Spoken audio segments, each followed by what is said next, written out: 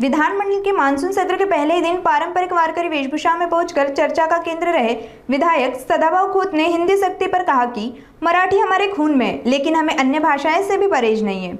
अपनी वेशभूषा को उनका कहना है कि यह वेशभूषा किसी तमाशे का हिस्सा नहीं, बल्कि गाँव की आवाज और भगवान विठ्ठल की भावना विधान भवन तक लाने का एक माध्यम है।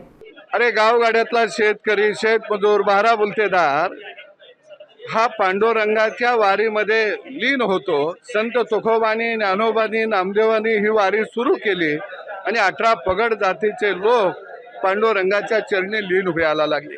हा गावगाड्याचा खऱ्या अर्थानं वेश आहे आणि आज आम्ही वारकऱ्यांचा वेश धारण करून, गावगाड्याचा वेश धारण करून या विधानसभेमध्ये, विधान परिषदेमध्ये गावगाड्याचं ग्रहानं मांडायला आणि विठोबाचा सांगावा सांगायला इथं आलेलो आहे। मुळामध्ये अरे राजानो, जो मराठा घरामध्ये जन्माला येतो, महाराष्ट्रामध्ये जो मराठी माणूस जन्माला येतो त्याला मराठी बोलायला येतं, कारण त्याचा गुरु त्याचा आईबाप असतो।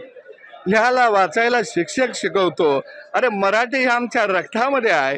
जर आम्हाला इतर भाषा शिकायला मिळत असतील आणि त्या भाषा जर आम्हाला पोट चालवण्यासाठी, उद्योगधंदा उभा करण्यासाठी जर त्या उपयोगी पडणार असतील तर आमच्या लेकराबाळाने त्या भाषा का शिकवू नये? म्हणजे आम्ही भाषेत ही दरिद्र राहिलो पाहिजे।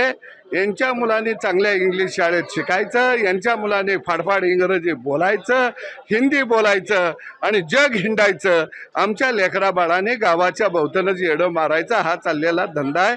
अरे आम्हाला भाषेत तर दारिद्र्य आणू नका।